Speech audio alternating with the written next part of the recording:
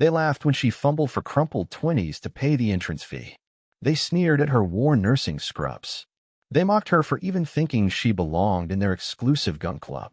But 3 hours later, those same people watched in stunned silence as she made the most impossible shot in competitive shooting history with a single bullet. Her name was Miranda Garcia, and this is how she made an entire SWAT team question everything they thought they knew about strength, skill, and the power of a single shot. But before we dive in, let me ask you this. Have you ever been humiliated because you didn't have enough money? Drop a comment and let me know where you're watching from, because this story proves it. Money can't buy skill. The morning air had a bite to it as Miranda walked up to the entrance, her hospital scrubs peeking out from under her jacket, a jacket she'd saved for months just to afford the entry fee. Every penny came from overtime shifts she'd picked up, squeezing every bit of her energy into her role as a nurse. But she didn't know yet that money wasn't enough at Sterling Arms, where membership required more than just cash. The glass doors reflected her tired face, the dark circles under her eyes from another grueling 12-hour shift. Inside, the sounds of laughter and gunfire echoed through the building, sounds that had once been the soundtrack to her life. The parking lot was full of vehicles that probably cost more than her yearly salary. She spotted plates with military-themed slogans, Operator, Tactical, on the back of almost every car, and she couldn't help but wonder why people felt the need to advertise their warrior status on their luxury cars. Richard Sterling III stood behind the counter, a man whose tactical outfit looked like it had never seen a day of actual duty. The creases on his uniform were sharper than his attitude, and his holster held a gold-plated pistol that screamed, "Never fired in anger." He looked over Miranda, his disdain unmistakable. "Can I help you?"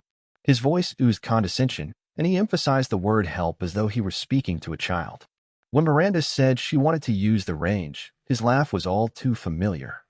It rang through the space like a judgment. "Ma'am, this is Sterling Arms Elite. We're a private facility for serious marksmen. Not," he gestured at her scrubs and worn boots, "for casual hobbyists." He paused dramatically, eyeing her like she was out of place.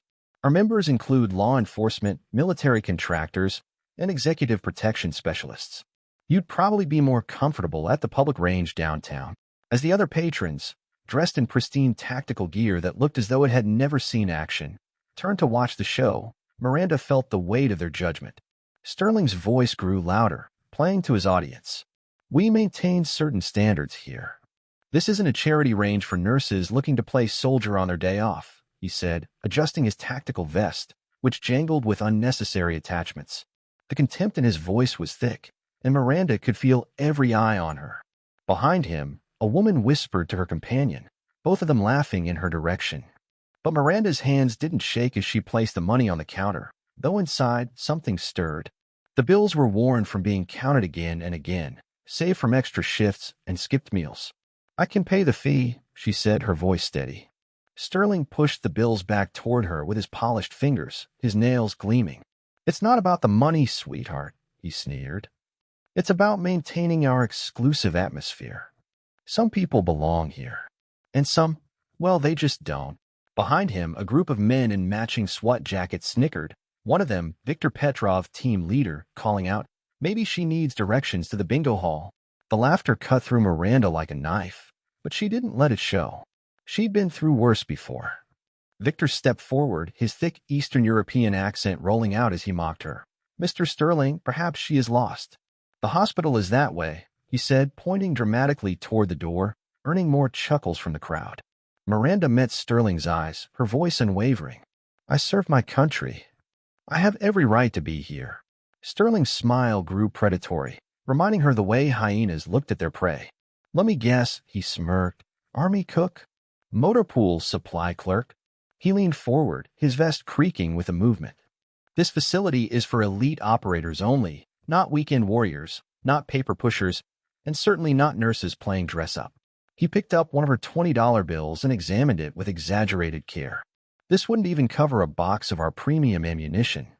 Our members spend more than this on coffee." The insult hung in the air like smoke. Miranda's jaw clenched, but she didn't let him see how much it stung. A man in an expensive suit walked up to the counter, brushing past Miranda like she was invisible. "Richard, are we still on for the VIP session at 2? He asked, completely ignoring her. Sterling beamed. "Absolutely, Senator." Your private instructor is already setting up Bay 7. Then, turning back to Miranda, he added, You see, this is the caliber of clientele we serve. State senators, CEOs, professional athletes. He waved dismissively at her scrubs. Not hourly workers. Miranda felt a pang of bitterness, but she didn't flinch. Behind the counter, she spotted a price list that made her stomach turn. $500 for a basic day pass, $1,000 for a private lesson. No wonder they could afford marble floors and crystal chandeliers. Victor Petro stepped closer, his boots clicking on the polished floor. Mr. Sterling, should I escort this woman out? She's making other members uncomfortable, he said, his hand resting casually on his holstered weapon, a move meant to intimidate. Miranda had seen that kind of posturing before. Men who looked tough but had never faced real danger. That won't be necessary, she said, her voice calm and controlled. I'm leaving. But she wasn't backing down just yet. Sterling stood at the front of the room, his eyes scanning the crowd with a sense of superiority. Places like this, he began, his voice dripping with disdain, are designed to separate the professionals from the pretenders, the elite from the ordinary. He paused, his gaze landing on Miranda with a sharp, judgmental look. You, he scoffed, his lips curling into a smirk. You're nothing special. Without missing a beat, he reached out and flicked her hospital ID badge, the words St. Mary's Memorial gleaming on it. That's a public hospital, isn't it? You treat anyone who walks through the door, he sneered. His voice oozed contempt for public service. Tell you what, Sterling continued, his tone dripping with false kindness. There's a nice little range on the east side, Pistol Pets, I think it's called. Very affordable. They even have ladies' night on Wednesdays. His suggestion was so condescending that several people in the room winced. Miranda, however, remained calm. She scanned the room, memorizing faces. The senator who had interrupted them earlier was lounging in a leather chair, sipping espresso from a tiny cup while scrolling through his phone. Two men in suits hovered over a display case of custom firearms, their soft hands revealing their lack of real experience. And a woman in high-end workout gear was taking selfies with a pink AR-15, her acrylic nails making it nearly impossible to handle the weapon. These, she thought, were Sterling's idea of the elite, people who bought their status but had none of the skill to back it up. Miranda met Sterling's gaze. Thank you for clarifying your position, she said coolly. I'll remember this conversation. Sterling's laugh echoed in the room, grating like nails on a chalkboard. Oh, I'm sure you will, he smirked. Now, if you'll excuse us, we have real shooters to attend to. In an instant, Sterling shoved Miranda's money off the counter. Bills scattered across the marble floor like dead leaves in the wind. No one moved to help her. The members laughed as she crouched down to pick up the cash. Finally, Sterling pushed her out the door with a single, dismissive tap of two fingers on her shoulder, as if she were something to be discarded. Security, he called out, his voice dripping with theatrics. Escort this woman off the premises. Make sure she understands she's not welcome back. A burly guard appeared, hand hovering over his taser. Ma'am, this way, he said, his tone polite but firm, though his eyes betrayed a flicker of sympathy. As Miranda walked away, she could hear Sterling's voice calling out to his audience, the smugness in his words so thick it was suffocating. This is why we need to maintain our standards. Can you imagine letting just anyone in here? The gravel in the parking lot crunched under her boots, each step calculated, measured. Behind her, laughter spilled from the building, ignorant, oblivious. What they didn't know was that the woman they just pushed out had once saved an entire platoon with a single perfect shot. The drive home was a blur. Miranda's hands gripped the steering wheel of her battered Honda Civic, knuckles white with repressed anger, not from the rejection, but from the sheer arrogance she had just encountered. Sterling's posturing, the mockery of those who believed wealth could replace skill. It reminded her of every bully she'd faced, from basic training to now, the ones who mistook cruelty for strength, who believed expensive equipment could make up for lack of true talent. The radio played softly in the background, some talk show host rambling on about the economy. But Miranda wasn't listening. Her mind was elsewhere, swirling in a storm of memories. 15 years. 15 years since she'd hung up a uniform and made a choice that had brought her to this very moment. Some days, days like today, she wondered if it had been the right choice. Her apartment was small, but tidy. A third-floor walk-up in a building that had seen better days.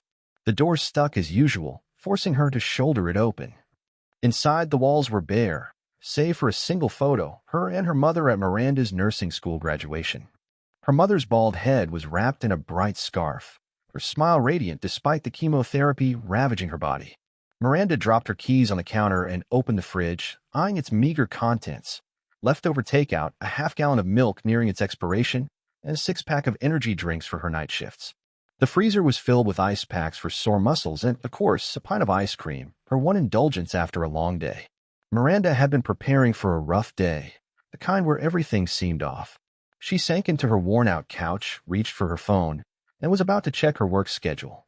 But instead, her fingers scrolled through old photos, ones buried deep in her gallery, long forgotten. There they were, dust-covered vehicles in Baghdad, soldiers grinning as they posed with rifles, and a much younger Miranda in full combat gear. In one photo, she stood next to her spotter position, the Barrett .50 caliber rifle towering over her. Someone had written "Ghost Eye" on her helmet in Sharpie. The nickname started as a joke, but it stuck because she never missed a shot when it counted. Her phone buzzed, snapping her back to the present. It was Sarah, her coworker. "Rough day, huh? Saw you coming looking stressed. Coffee tomorrow before shift." Miranda couldn't help but smile. Sweet Sarah, always looking out for everyone. She quickly typed back, "Sure, thanks," and set her phone aside. That night, Miranda dreamed of Baghdad, the scorching heat, the choking dust, and the weight of the rifle in her hands. In the dream, she was back on the rooftop, watching the truck bomb approach her pinned-down squad. But this time, when she pulled the trigger, nothing happened. The rifle jammed. Helpless, she watched as the truck reached its target, and the explosion blossomed like a deadly flower. She woke with a start, gasping for air. It was 3 a.m., the hour when all the old memories seemed to surface. She got out of bed, made herself tea, and sat by the window, watching the city sleep. Somewhere out there, Sterling was probably enjoying a peaceful night in his mansion, sleeping soundly on the fruits of his dishonest dealings. The thought made her tea taste bitter. Morning arrived too soon, bringing with it another 12-hour shift at St. Mary's Memorial. The hospital, nestled in the heart of the poorest neighborhoods, was a far cry from the exclusive world of people like Sterling. They saw it all: gang violence, overdoses, industrial accidents, and they treated everyone, no matter their ability to pay. Miranda was proud to be part of it, but as she prepped IVs and checked vitals, yesterday's humiliation kept replaying in her mind. Not for herself, she faced far worse, but for those like her. Veterans who couldn't afford Sterling's fees. Hardworking people judged for their appearance. The dedicated professionals dismissed by those who'd never served a day in their lives. During her lunch break, Miranda sat in the cafeteria with Sarah and the others, the conversation drifting toward weekend plans. Someone mentioned wanting to learn self-defense, and Maria suggested the fancy gun range across town, Sterling Arms. "I heard they have classes." Miranda nearly choked on her sandwich. "Don't bother," she said quickly. "They're selective about their clientele." Sarah raised an eyebrow. "You've been there." Miranda hesitated for a moment before telling them a condensed version of yesterday's events. By the time she finished, the entire table was seething with anger. "Are you kidding me?" Sarah exploded. "You're the most steady person I know. Remember last month when that patient went psychotic, and you talked him down while everyone else panicked?" Maria chimed in, "Or that gang shooting. You triaged 6 patients in 3 minutes. I've never seen anyone so calm under pressure." Miranda was touched by their loyalty, but she waved off their protests. "It's fine. Really. Places like that aren't worth the energy." But Sarah wasn't letting it go. Someone should expose them. That's discrimination, plain and simple. She pulled out her phone. "They're probably violating some kind of law. Maybe we can file a complaint." Miranda put her hand over Sarah's. "Let it go. People like Sterling always get what's coming to them eventually." If only she'd known how prophetic those words would be. The afternoon dragged on, filled with the usual chaos of a bizzer, a construction worker with a nail through his hand, an elderly woman with pneumonia, and a teenager who'd crashed a skateboard. Each patient received Miranda's full attention. Their pain and fear always took precedence over her own bruised ego. But then, during the final hour of her shift, everything changed. Miranda was updating patient charts at the nurse's station when her phone buzzed insistently. Multiple notifications popped up: texts, missed calls, social media alerts. Frowning, she opened her messages. The first one was from Tommy, the the Vietnam vet who ran the public range where she sometimes practiced. "Miranda, is this you in this video? What happened?" Her stomach dropped. "Video? What video?" Sarah rushed over, her face flushed with excitement. "Miranda, you've got to see this," she said, practically shoving her phone into Miranda's hands. "Someone posted a video of what happened to you at Sterling Arms, and it's blowing up." Miranda took the phone, and there it was, clear as day, the security footage of her cringeworthy encounter at the gun range. The video had gone viral, and overlaid captions magnified her most embarrassing moments. "Elite gun range owner humiliates nurse for being poor," the captions read. "Veteran nurse torn apart for not being rich enough." The video had already been shared more than 50,000 times in a matter of hours, with the comment section exploding with opinions, outrage, support, you name it. But there was one comment that made Miranda stop in her tracks. It was from a fellow veteran. "That's military bearing right there. Look how she stays calm. That's discipline." Another comment followed. "Anyone else notice how she stands? That's tactical training." And then, the one that sent a chill down her spine, "That stance.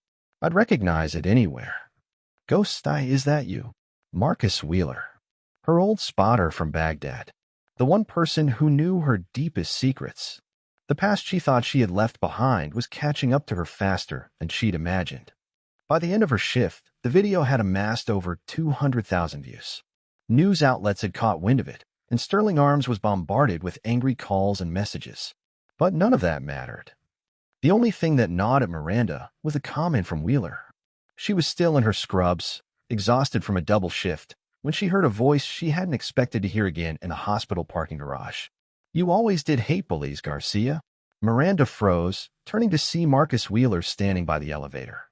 He looked the same, still built like a linebacker, the years only adding a layer of graying wisdom to his military shortcut. His crisp button-down shirt didn't quite hide the warrior beneath. "Marcus," Miranda said, keeping it simple. "Been a while." He flashed that crooked grin she remembered all too well. 1 year, 3 months, and 12 days. But who's counting? They stood there for a moment, two soldiers pretending to be civilians. Then Miranda spoke, the tension creeping into her voice. "How did you find me?" Marcus shrugged, his expression turning serious. "Wasn't hard. Kept tabs on you after you left Benning. Figured you'd want your privacy, so I kept my distance. But when I saw that video," his jaw clenched. "Nobody treats one of mine like that." The possessiveness in his voice hit Miranda like a wave. "The brotherhood of arms never fades," he added. Miranda gave a short, bitter laugh. "I'm not one of yours anymore, Marcus. I'm just a nurse now." "Right," Marcus replied, snorting. "Just a nurse who's got the steadiest hands and calmest nerves I've ever seen. Just a nurse who pulled off a shot in Baghdad that defied the laws of physics." Miranda started walking toward her car, and Marcus fell into step beside her. "That was a lifetime ago," she said quietly. Marcus nodded. "Sure, but talent like yours doesn't just vanish. It's like riding a bike, only the bike's a precision rifle, and the stakes are human lives." When they reached her car, Miranda stopped and turned to face him. "What do you want, Marcus?" He pulled out his phone and showed her a video that made Miranda's stomach drop. It was a promotional clip from Sterling's social media for something called the Elite Marksman Challenge. Instead of offering an apology, Sterling was doubling down. He was hosting a competition with a $100,000 prize, pitting his private SWAT team against all comers. "What's that got to do with me?" Miranda asked, though she already knew the answer. "Everything," Marcus said, his voice sharp. "Miranda, do you have any idea how many people you've inspired? There are female snipers in every branch now, all because of you. And this pompous jerk is spitting all over everything you stand for." He leaned in, his voice low and intense. "I'm organizing a response, and we need Ghost Eye." Miranda shook her head, but Marcus wasn't backing down. "You're still that person, Miranda. I saw you last week, teaching, training. You've got what it takes." The old fire was still there. Miranda could feel it. The new nurses asked, "How do you stay so calm under pressure? I saw you manage that aggressive patient in the ER without breaking a sweat." "You're still you, Miranda. You've just got a different set of tools now." That night, Miranda sat in her small apartment, staring at a box she hadn't touched in years. Inside, there were medals, certificates, and a single photograph of Delta Company, 12 soldiers whose lives had been forever intertwined with hers. She picked up the photo, gazing at their youthful faces. Most of them had families now, careers, lives they might never have had if not for one incredible shot on a blistering day in Baghdad. The memory surged back like a wave. The command had said it was impossible, a truck bomb racing toward a building where her squad was pinned down. The driver had to be stopped, but he was well outside the effective range. The heat shimmered, making every shot look like a mirage. One chance, one bullet, 12 lives hanging in the balance. She made the shot, and then she made 26 more impossible shots across 3 tours, each one saving lives, each one adding to a legend she never asked for. Her phone buzzed. It was Sarah, sending links to Sterling's latest posts. He was milking the controversy, positioning himself as a crusader for excellence against the participation trophy culture. His followers ate it up, firing nasty comments at wannabe warriors and glorified servants trying to play with the big boys. Something inside Miranda snapped. She picked up her phone and dialed Marcus. "Tell me more about this competition." The next morning, she walked into her supervisor's office at the hospital. "I need a month off," she said, her voice steady. "Personal leave." Her supervisor raised an eyebrow. "Miranda, you haven't taken a single day off in 3 years. Is everything okay?" "Everything's fine," she assured her. "I just need to take care of something." Within a week, word had spread through the military networks. I was coming out of retirement. Veterans who had served with Miranda reached out, offering support, equipment, and training facilities. But Miranda turned them all down. She didn't need help. She needed to do this her way. Marcus had gathered intel on Sterling's competition. It was going down at Sterling Arms, live-streamed with massive media coverage. Sterling's team consisted of Viktor Petrov, a former Spetsnaz operator Miranda had seen in action, and 3 other hired guns. Impressive resumes, but no real combat experience. "They're good," Marcus warned. "Especially Petrov. He's been winning competitions all over the state." Miranda spent her evenings at a small public range on the outskirts of town, reconnecting with the fundamentals. The range owner, a Vietnam vet named Tommy, noticed something in her. He stayed late one night to let her practice. "You remind me of someone I knew in the war," Tommy said. "The quiet ones were always the most dangerous." Miranda didn't tell him who she was. She just focused on the basics: breathing, trigger control, reading the wind.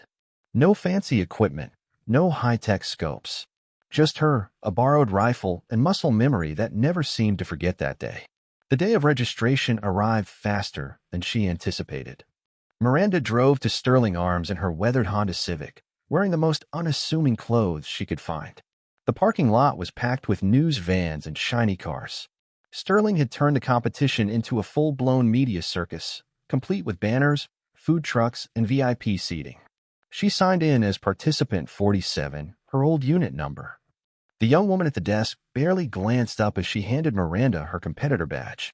"Good luck out there," she said, her tone robotic. "You're going to need it against Sterling's team." The preliminary rounds were exactly what Miranda expected: basic marksmanship. Miranda stood on the sidelines, observing as Sterling's team showed off for the cameras. Petro, in particular, played to the crowd, pulling off flashy trick shots and extravagant moves.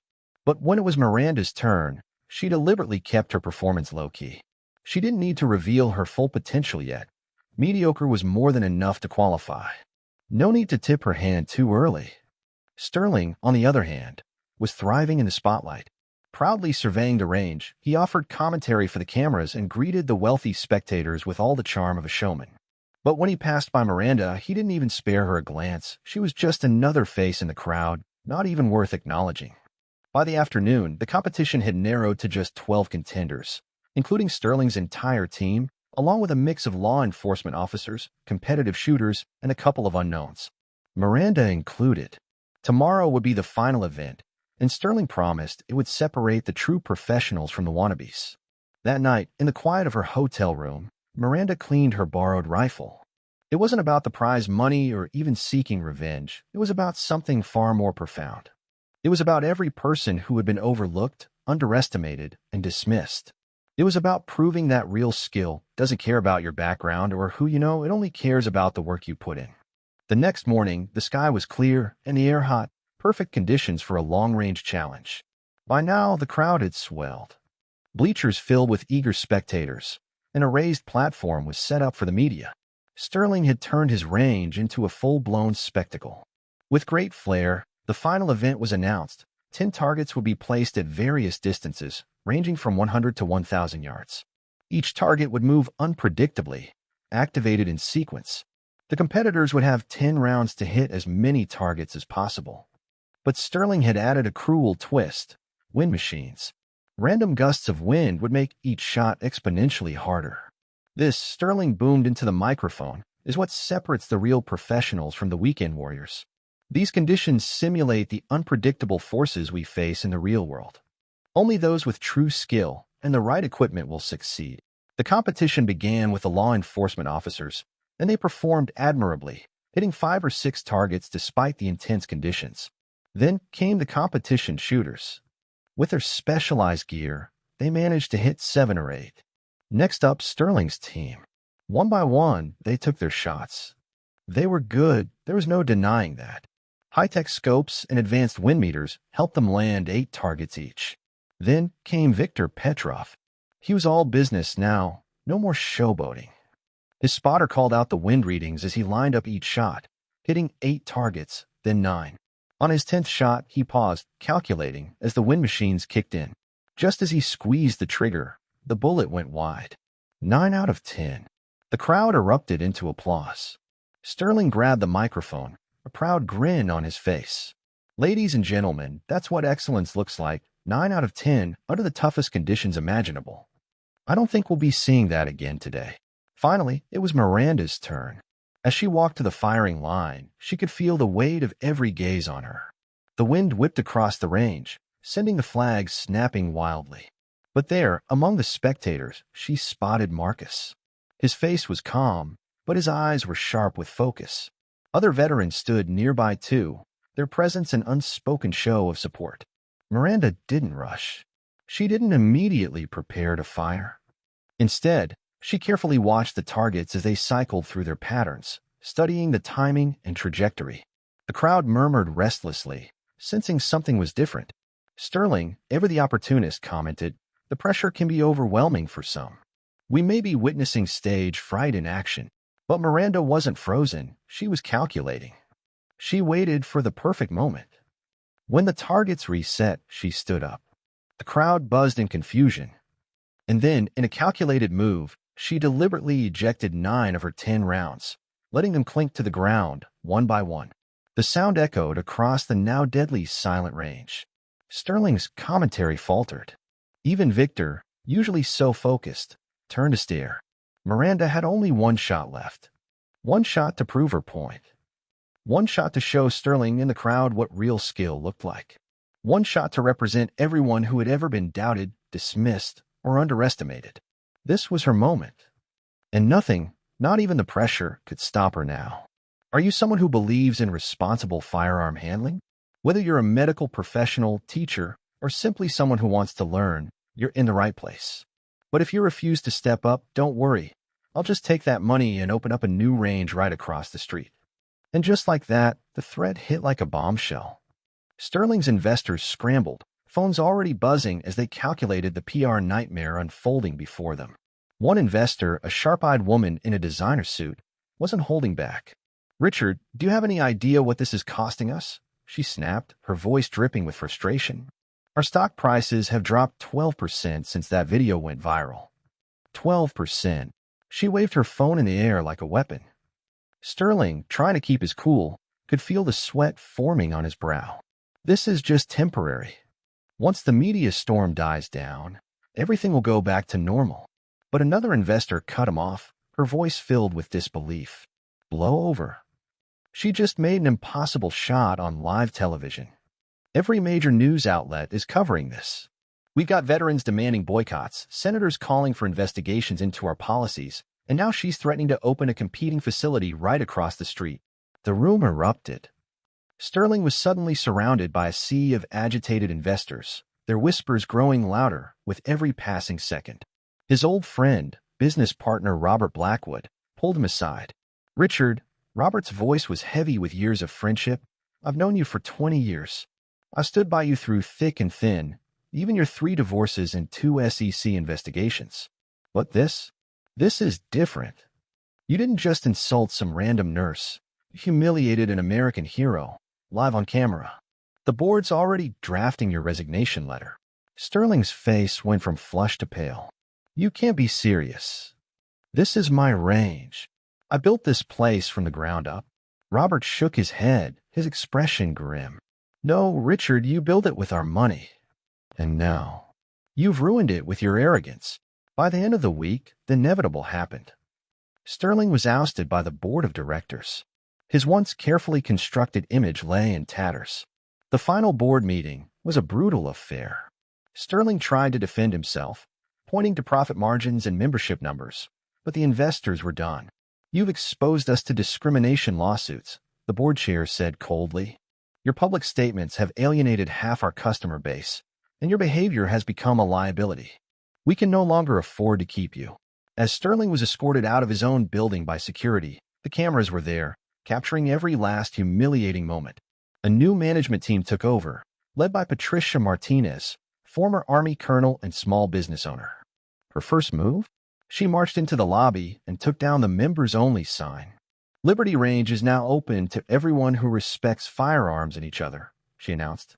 In less than 24 hours, Patricia rolled out a new set of policies. Free range time for veterans, discounted rates for first responders and medical personnel, and a youth scholarship program.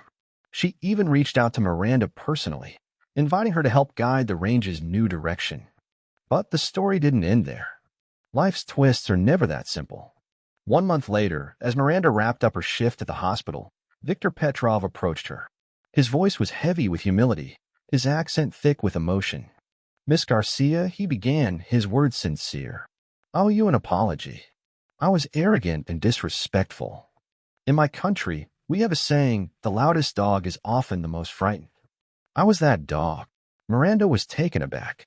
This wasn't the Victor Petrov she knew, a proud man who once took aim at everything around him. His humility caught her off guard. What do you want? Miranda asked. Victor's answer was simple but profound. To learn real skills, not just showmanship. Will you teach me? And just like that, Miranda found herself back at Sterling Arms, now rebranded as Liberty Range, this time as a consultant and instructor. The pretentious decor had been replaced with something far more genuine. Gone were the days of flashy luxury cars filling the parking lot. Now it was a space for working vehicles and real-life stories. 3 months after the competition, something extraordinary happened. A group of eager young nurses from Miranda's hospital walked onto the range for their first lesson. They were nervous but determined. As Miranda guided them through the basics, adjusting their grips and stances, one nurse hesitantly asked, Miranda, is it true you turned down $1 million contract just to keep working in the hospital? Miranda smiled, making a subtle adjustment to the nurse's grip. Money isn't everything, she said. Sometimes the best shot you can take is the one that helps someone else find their target. The evolution of Sterling Arms, now known as Liberty Range, became a prime example of community building. Veterans shared their wisdom with civilians. Police officers trained alongside teachers, and kids learned discipline through the art of marksmanship. What Sterling once built with walls, Miranda tore down, replacing them with bridges of understanding and respect. A year later, Liberty Range celebrated its first Community Day, nothing like Sterling's exclusive gatherings. Families spread out on the lawn. Kids received gun safety lessons, veterans told their stories, and local police ran live demonstrations.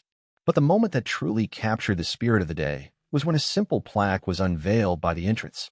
It read, Excellence has no dress code, a tribute to Ghost Eye. Miranda watched as a young girl took her first shot under Victor's patient guidance. She couldn't help but reflect on how far they had come. A single moment of prejudice had sparked a movement. A disrespectful challenge had led to lasting change. An impossible shot had opened doors for thousands. As the evening sun painted the sky with brilliant shades of orange and red, Miranda, Marcus, and Victor sat together, sharing laughter and stories. You know, Victor said thoughtfully, I used to think shooting was all about the gear, the technology. But you've taught me it's about something far deeper. Miranda raised an eyebrow. What's that? Victor grinned. It's about the heart. The willingness to stand for something bigger than yourself. Marcus raised his glass to Ghost Eye. Here's to reminding us all that true strength isn't about holding others down. It's about lifting them up. 2 years later, Miranda still works her shifts at St. Mary's Memorial. The pediatric wing has new, life-saving equipment, thanks to the prize money from the competition. The impact has been immeasurable. Just last week, the new cardiac monitor detected an irregular heartbeat in a newborn, a vital detection that may have otherwise gone unnoticed. Thanks to swift action, the baby had successful surgery the next day. "You saved another one, Ghost Eye," Dr. Martinez said with a grin, using the nickname that had followed Miranda from the battlefield to the hospital. But Miranda's work doesn't stop there. Twice a week, she teaches at Liberty Range, passing on her knowledge to the next generation.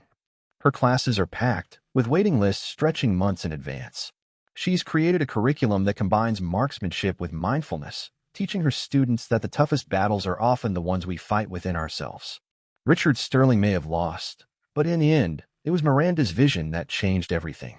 The rumors were true. Sterling, once a symbol of tactical supremacy, was now selling used cars in Austin. His dreams deflated as quickly as his reputation. Spotted at Honest Rick's Used Cars, wearing a polyester suit instead of tactical gear and trading his gold-plated pistol for a clipboard, he had truly fallen from grace. Local news even ran a "Where Are They Now?" segment, showcasing him awkwardly trying to sell a minivan to a skeptical customer. From elite sharpshooter to car salesman, his fall was fast, brutal, and complete, a cautionary tale of arrogance and isolation.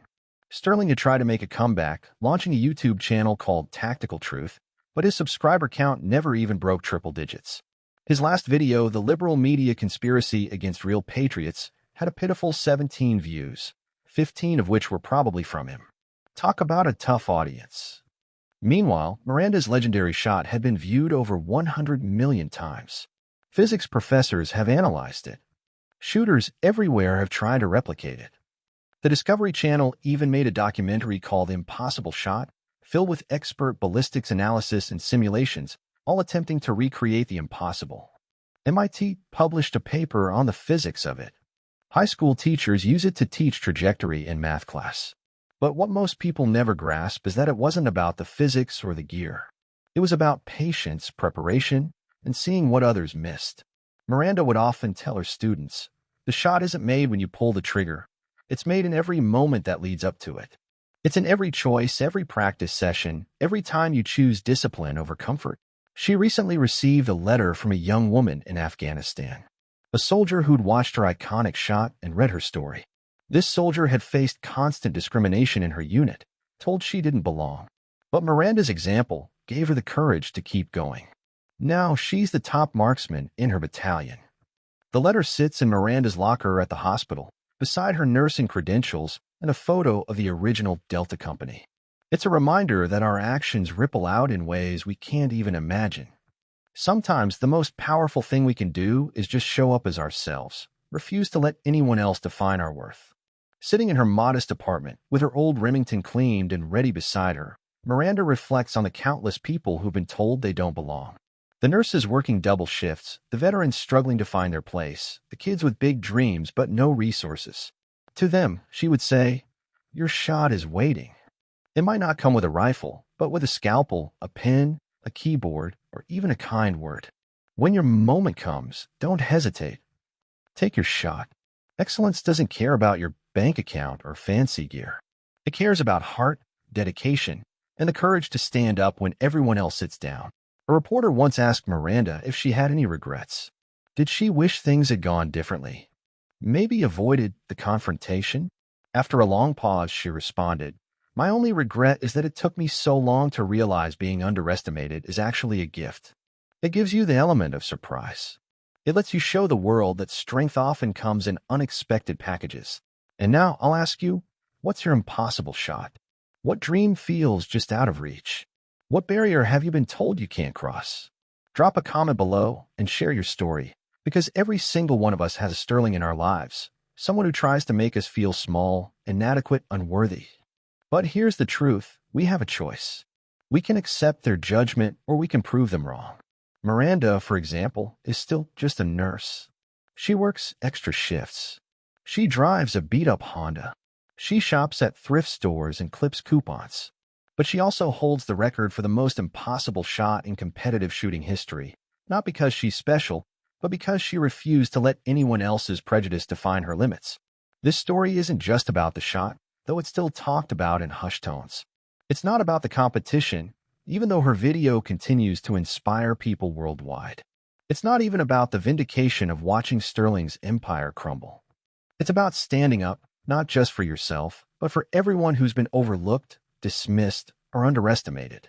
It's about turning humiliation into a movement for change. It's about proving that excellence isn't something you buy. It's something you earn through dedication, sacrifice, and the willingness to help others. As the sun sets over Liberty Range, Miranda watches a group of teenagers, many from the toughest neighborhoods in the city, learning discipline and respect. It's a new generation, ready to take their shot. Through marksmanship, Miranda's instructor, Viktor Petrov, has transformed.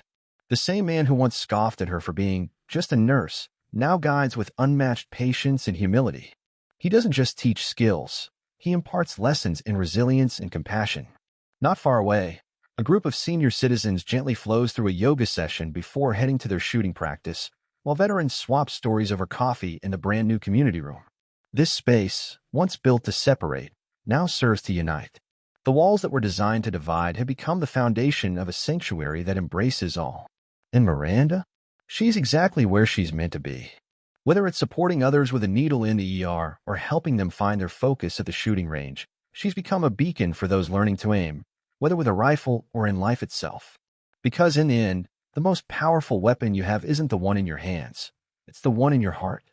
It's the courage to stand tall in the face of adversity. It's the wisdom to lift others up, to turn prejudice into progress. So take your shot, whatever that might be. The world is waiting for you to show them what you can achieve.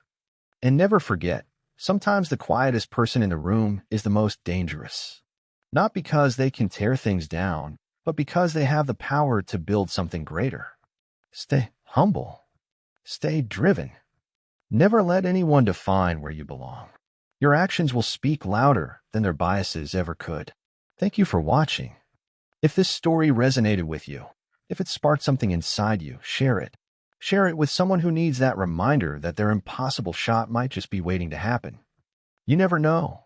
Maybe the next game changer is out there, gathering courage for their moment. Be ready. Your shot is coming.